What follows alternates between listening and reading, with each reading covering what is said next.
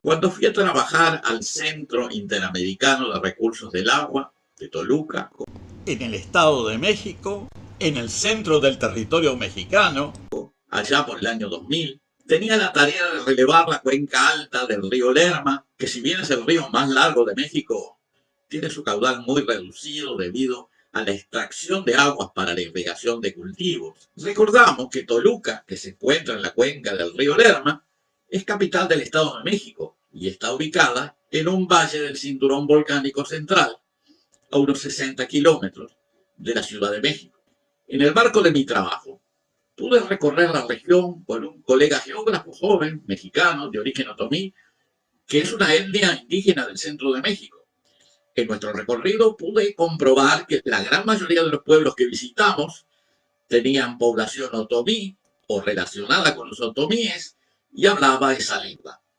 Me llamó la atención que en el Estado de México ninguna de las aldeas visitadas, que fueron muchas, tenían población azteca, o sea, náhuatl, que son topónimos equivalentes.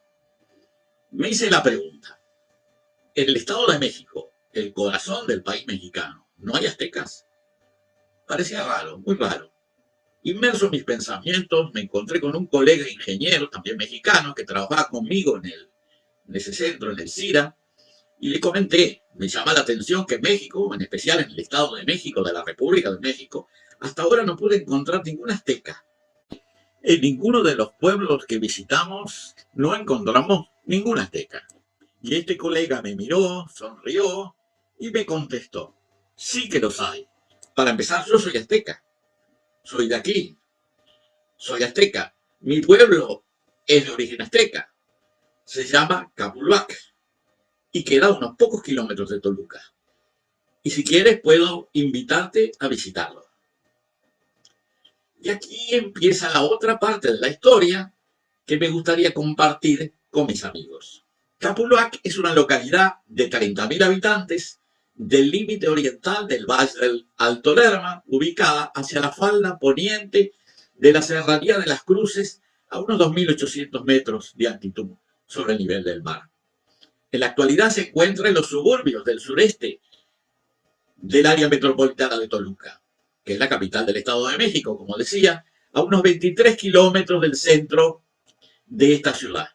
En idioma náhuatl, el nombre Capulhuac quiere decir canal de los capulines. Los capulines son árboles frutales conocidos como cerezos de México y huac, que quiere decir canal, porque antiguamente había un canal que desaguaba en las ciénagas del Alto Lerma. Antes de la llegada de los europeos a las tierras mexicanas, la zona de Capulhuac estaba habitada por la etnia otomiana de los matracincas, que pescaban en las ciénagas del valle y plantaban sus cultivos en las chinampas flotantes, que son los cultivos flotantes. En ese entonces, su nombre era Teche. Unas décadas previas a la invasión española, la zona fue conquistada por el tlatoani azteca Axayacatl y quedó sometida al control de los aztecas. Esta dominación duró aproximadamente hasta el año 1481 de nuestra era.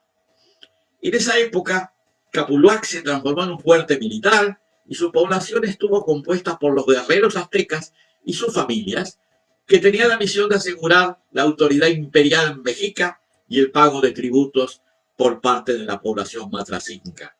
Cuando se produjo la conquista española, los aztecas perdieron el control político y militar de todos sus territorios y posesiones, incluyendo aquellas localizadas en el Valle de Toluca.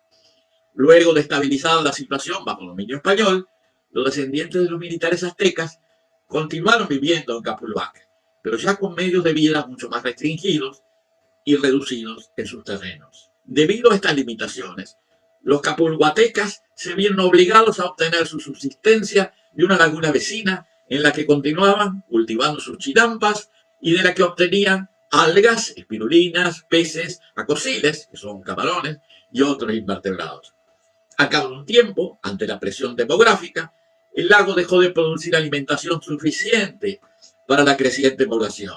Las autoridades ocupantes limitaron la explotación de los recursos acuáticos de la laguna y fue necesario ganarse la vida de otra forma.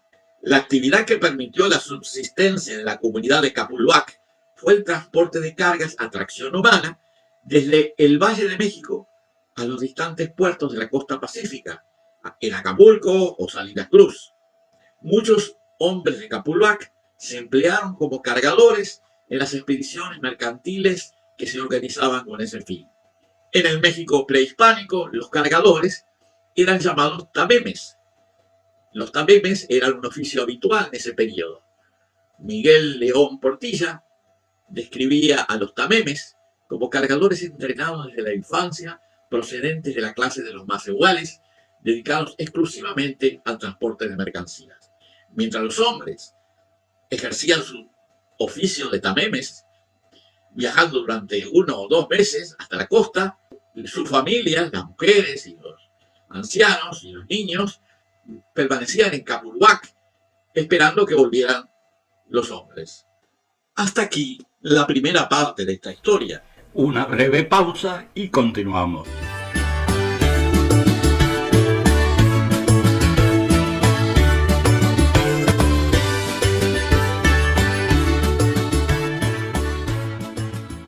Como decíamos anteriormente, de este relato, a partir de 1521, cuando los españoles lograron estabilizar su dominio en las comarcas mexicanas, utilizaron el servicio de los indígenas para múltiples tareas, incluyendo el transporte de carga, al que nos referíamos anteriormente, que se denominaban tamemes, que en náhuatl quiere decir cargar o cargadores. Los tamemes que servían los españoles podían llevar hasta 25 kilogramos en distancias de hasta 5 leguas, que como decir 30 kilómetros. Con la aparición de los animales domésticos de carga, traídos por los españoles como caballos, asnos y mulas, los tamemes se hicieron menos necesarios, pero de todas formas continuaron empleándose en muchos lugares, particularmente en regiones montañosas sin caminos. En la sociedad colonial, los tamemes eran considerados de categoría inferior en la escala social. Los tamemes de los mercados o tianguis, que prestaban servicios transportando las compras de los clientes, eran el estrato más bajo. Los tamemes que participaban en las expediciones de los mercaderes ocupaban un estrato social levemente superior. Era en estas expediciones mercantiles que se empleaban los hombres de Capulhuac. Para organizar una expedición se calculaba la cantidad de tamemes que se requeriría, considerando la duración del recorrido y las bajas previsibles debido a deserción, expulsión, enfermedad o muerte. Cargaban la mercancía que era necesaria para transportar en el viaje, que en algunos casos podía durar varios años. Cuando los tamemes de las expediciones regresaban al sitio de origen, descansaban sin trabajar en los tianguis ni mezclarse con otros tamemes. En zonas de difícil acceso o por motivos económicos, se sigue ejerciendo esta profesión incluso en nuestros días. A fines del siglo XVIII, cuando la contratación de tamemes decayó significativamente, los habitantes de Capulhuac cambiaron su modo de vida y comenzaron a dedicarse a la preparación de un plato tradicional basado en la cultura gastronómica indígena que denominaron la barbacoa. En tiempos prehispánicos existían modalidades culinarias similares. La barbacoa se preparaba utilizando diferentes tipos de carnes. Como no había ovejas ni cabras, se usaban aves, armadillos, conejos y perros tanchichi. Se les envolvía en hojas de pencas de maguey y naturalmente se acompañaba de tascalli, que son las tortillas de maíz.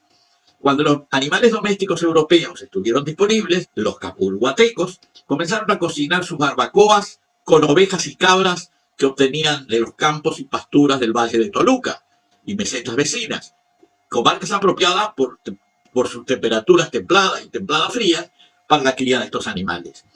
Lo que empezó siendo una adaptación de las viejas técnicas culinarias nahuas pasó a ser una actividad comercial de cierta importancia. Los habitantes de Capuluac comenzaron a vender sus productos en las comarcas vecinas, y más particularmente en la Ciudad de México. La producción y las ventas fueron aumentando gradualmente hasta que Capuluac comenzó a ser conocida como la ciudad de la barbacoa.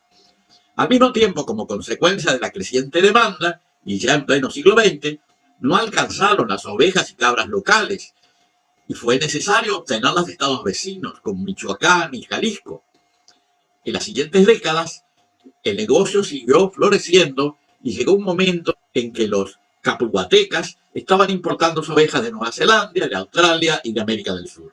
Hoy, la barbacoa de Capuluac, famosa en todo México y aún allende las fronteras, tiene más de 1.200 familias dedicándose a su producción y venta. Para promoverla se organiza todos los años la fiesta de la barbacoa de Capuluac, con la presentación de muchas recetas diferentes. Se dice que hay 3.500 recetas.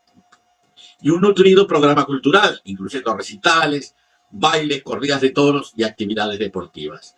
Durante este festival se suele organizar un concurso de barbacolleros en busca del borrego de oro, que es un trofeo otorgado a la mejor barbacoa. La fiesta se lleva a cabo en el mes de febrero. La preparación de la barbacoa de Capuluac requiere rituales especiales que empiezan con la matanza del borrego, su desangrado y la carga, o sea, la organización de las piezas en la cocción. Los aderezos incluyen hoja santa, también llamado tlalnepa, o piper auritum, hojas de aguacate, hierbas de olor, pencas, que es el ave americana, cilantro y otros sabores. A estos componentes se agregan las salsas, utilizando diversos ingredientes, entre los cuales se encuentran numerosas variedades de chiles, dando lugar a las diferentes recetas.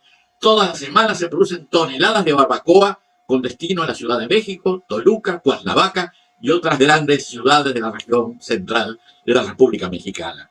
La barbacoa de Capuluac se transformó en un elemento de identidad que se agrega a la memoria de la antigua Capuluac azteca. Si bien el idioma mexicano, náhuatl, se perdió hace tiempo, las familias de Capuluac recuerdan su origen y lo recrean anualmente en sus festividades.